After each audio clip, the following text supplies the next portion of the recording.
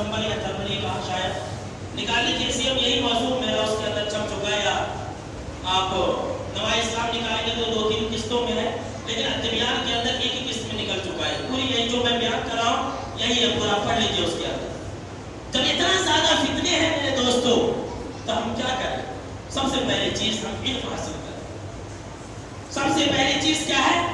ہم علم حاصل کریں۔ نوجوانوں علم حاصل کرو۔ ہم علماء زندگی سارا علم حاصل کرتے رہتے تو یہ نوجوان ہے کہ کیا حقیقت ہے بھائی؟ 2-4 کتاب پڑھ لینے سے کیا انسان عالم ہو جاتا؟ پوری زندگی علم حاصل کرنا ہے۔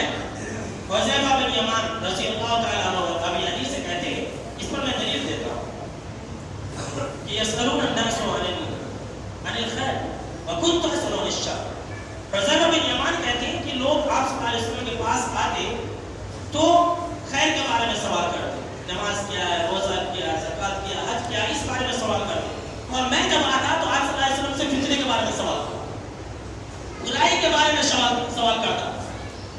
اور یہی وجہ ہے کہ فتنے اور برائی اور علامات قیامت کے بارے میں سب سے زیادہ حدیث حذیفہ رضی اللہ تعالیٰ عنہ ہی بیان کرتے، یہی ہے سب سے زیادہ راوی۔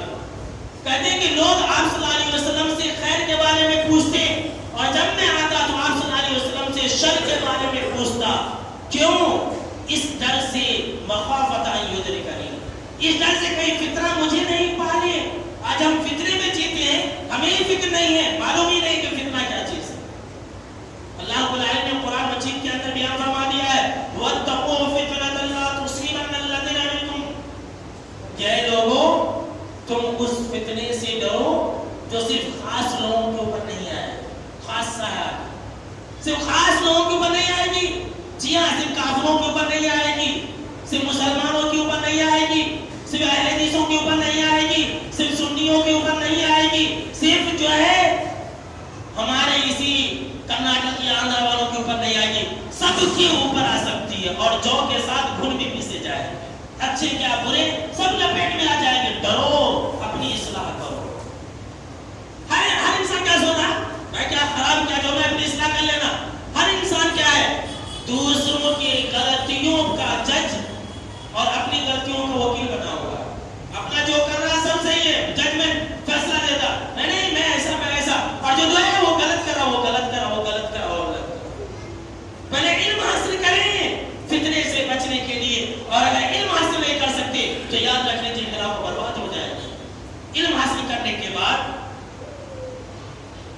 2018 ہے، الیکشن بھی ہونے والا ہے 2019 کے اندر۔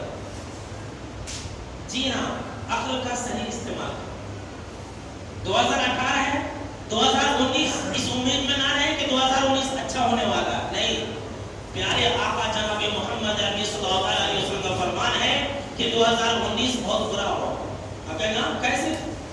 جی ہاں، حدیث ہے کہ ہر آنے والا سال بہت برا ہو، قیامت سے پہلے ہر آنے والا سال برا ہو۔ امید نہ رکھیں، ہمیں اللہ سے لو لگانی ہے۔ ہمیں اسلام نے رہنمائی کر دیا ہے کہ کیسے کیسے فتنے آئیں گے، یہ کیا معمولی فتنے، اس سے بڑے بڑے فتنے آئیں گے، اور ابھی بھی ہے، قیامت تک رہیں گے۔ اللہ نے ہماری رہنمائی کر دی ہے، ہم قرآن مجید سے علم حاصل کریں، قرآن مجید سے علم حاصل کریں۔ دلیل سورۃ طٰہٰ کے اندر اللہ رب العالمین نے فرمایا کہ فَإِمَّا يَأْتِيَنَّكُم مِّنِّي هُدًى فَمَنِ اتَّبَعَ هُدَايَ فَلَا يَضِلُّ وَلَا يَشْقَىٰ، کہ دیکھو ہدایت تمہارے پاس آ گئی ہے، اب جو انسان اس کی پیروی کرے گا، کس کی؟ قرآن کی، وہ انسان بدبخت نہیں ہوگا، گمراہ بھی نہیں ہوگا۔ جی ہاں، ہدایت قرآن مجید اب ہمارا لیڈر ہے، قرآن مجید ہمارا امام ہے، قرآن مجید ایک ایسی کتاب ہے جو فتنوں سے بچانے والی ہے۔ اور یہی وجہ ہے کہ مسلمان کیا بولتے ہیں کہ قرآن مجید ترجمے سے نہیں پڑھنا، اگر پڑھے گا تو انسان گمراہ ہو جائے گا۔ کیوں بولتے معلوم؟ شیطان ان کے ذریعے بولنے لگاتا ہے۔ اگر انسان ترجمہ کے ذریعے پڑھے گا تو اسے فتنہ معلوم ہو جائے گا، اسے ساری باتیں معلوم ہو جائے گی انسان کو، اس لیے وہ بولتا ہے کہ نہیں ترجمہ سے نہیں پڑھو۔ اعوذ باللہ من الشیطان الرجیم ہم پڑھتے ہیں نا قرآن مجید کی تلاوت کرنے سے پہلے، بسم اللہ سے پہلے اعوذ باللہ، شیطان سے پناہ مانگتے ہیں۔ کیوں؟ اس لیے کہ شیطان کی کوشش یہ ہوتی ہے کہ انسان قرآن مجید کی تلاوت ہی نہ کرے، کوشش یہ ہوتی ہے۔ کیوں؟ اس لیے کہ شیطان جانتا ہے اگر یہ قرآن مجید پڑھنا شروع کیا، مانے کہ تمہیں میرے سارے چال سے واقف ہو جائے گا، سارے فتنے سے معلوم کر لے گا، پھر میرے راستے پر نہیں آئے گا۔ اسی لیے بولتا ہے قرآن مجید پڑھو ہی۔ رب کا اعلان ہے، رب کا فرمان ہے، فلا یضل ولا یشقی۔ جو انسان قرآن مجید پر عمل کرے گا، قرآن مجید کی تلاوت کرے گا، فتنے میں بیٹھ نہیں سکتا ہے وہ۔ دوسری چیز، قرآن مجید ہی فتنے کے دور میں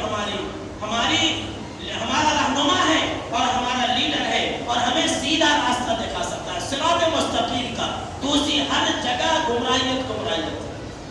تیسری چیز، ہم اس فتنوں کے دور میں عقل کا صحیح استعمال کریں۔ جی ہاں، عقل کا صحیح استعمال ہمیں فتنوں سے بچا سکتا ہے۔ دلیل مختصر الفاظ میں اللہ کے نبی اکرم ابن مسعود رضی اللہ تعالیٰ عنہ حدیث ہے، اور یہ ملتے جلتے الفاظ کے ساتھ ابن ماجہ اور بخاری اور مسلم حدیث جو تین کتابوں کے اندر ملتے جلتے الفاظ کے ساتھ ہے۔ آخری جو ٹکڑا ہے وہ سیم ہے، لیکن اس سے پہلے کا حصہ یہ صرف ابن ماجہ کے اندر۔ اللہ کے نبی اکرم صلی اللہ تعالیٰ علیہ وسلم نے فرمایا کہ عنقریب بہت زیادہ فتنے ہوں گے، بہت زیادہ فتنے ہوں گے، اور وہ فتنہ اتنا گہرا فتنہ ہوگا، ایسا فتنہ ہوگا کہ اس کے اندر سونے والا بہتر ہوگا جاگنے والے سے، جاگنے والا بہتر ہوگا بیٹھنے والے سے، بیٹھنے والا بہتر ہوگا کھڑے ہونے والے سے، کھڑے ہونے والا بہتر ہوگا دوڑنے والے سے، دوڑنے والے سے بہتر ہوگا کون چلنے والا انسان۔ راوی حدیث صحابہ کرام نے پوچھا کہ اللہ کے نبی اکرم صلی اللہ علیہ وسلم جب ایسا فتنہ ہوگا تو ہم کیا کریں، اب ہماری رہنمائی کرے؟ تو اللہ کے نبی اکرم صلی اللہ علیہ وسلم نے فرمایا تم اپنے آپ کو، اپنے نفس پر اپنے ہاتھ کو قابو میں رکھنا، اپنے آپ کو قابو میں رکھنا۔ نوجوانوں، آج کچھ تو اسٹرائک ہوتا ہے، پارٹی والے آتے ہیں، چلو ریلی نکالیں گے، لے پتھر پھینکتے، پولیس آگے پکڑ لے جاتی، پھر کوئی پوچھنے والا نہیں ہوتا، کوئی پوچھنے والا، جیل کے اندر آپ سڑتے رہو، کوئی پوچھنے والا نہیں۔ کوئی پتھر پھینکنے سے پہلے آپ سوچ لو ایک مرتبہ، عقل کا صحیح استعمال کر لو آپ ایک مرتبہ، فتنوں کے اندر نہیں پڑو گے۔ عقل کا صحیح استعمال ہمیں ہر فتنے سے بچا سکتا ہے، عقل کا صحیح استعمال۔ اللہ کے نبی اکرم صلی اللہ علیہ وسلم فرمایا کہ عقل کا صحیح استعمال کرنا، اپنے آپ پر قابو رکھنا، اپنے ہاتھ کو روکے رکھنا، اور اپنے گھر کے اندر ہو جانا۔ صحابہ کرام نے عرض کیا کہ اللہ کے نبی اکرم صلی اللہ علیہ وسلم آپ مجھے کیا حکم دیتے ہیں اگر فتنہ باز ہمارے گھر میں گھس آیا تو، کوئی گھر میں گھس آیا تو کیا کرے؟ تو کہا کہ تم اپنے بیڈ روم میں داخل ہو جانا، حدیث کے الفاظ، اپنے پرسنل روم میں داخل ہو جانا۔ کہا اللہ کے نبی صلی اللہ علیہ وسلم اگر کوئی فتنہ باز میرے بیڈ روم میں گھس گیا تو، کہا اپنے مصلے میں گھس جانا، جہاں تم نماز پڑھتے اس جگہ چلے جانا، اور اپنے ہاتھ کو روکے رکھنا، اور کہا کہ میرا رب اللہ ہے، میرا رب اللہ ہے، میں فتنے کے اندر نہیں جا سکتا۔ جی ہاں، ہمارے جماعت کے اندر الیکشن آ جائے تو دیکھیے کرسیوں کے لیے کتنا بڑا فتنہ ہو جاتا ہے۔ کیوں پڑھتے ہو اس کے پیچھے میرے دوست؟ اپنی آخرت کیوں برباد کرتے ہو؟ کیوں لڑتے ہو متولیوں کے لیے، جس متولیوں کے لیے نہ کچھ آخرت کا فائدہ ہے اور نہ کچھ دنیا کا فائدہ؟ پوچھ لیجیے، جہاں مسجد کے متولی سے مسجد کے آپ ذمہ دار بنے، کتنا مہینہ آپ کو ملتا ہے؟ کچھ فائدہ ہے لیکن نقصان ہے۔ جی ہاں، حدیث ہے، جو انسان 10 آدمیوں میں ذمہ دار بن گیا اور اس کے حق پر ادا نہیں کیا، قیامت کے دن ایسا آئے گا کہ اس کے حق پر نہیں ہوگا۔ کیوں مصیبت میں اپنے آپ کو ڈالتے ہو؟ اپنی آخرت کی سوچیے نا، اپنے عقل کا صحیح استعمال کیجئے۔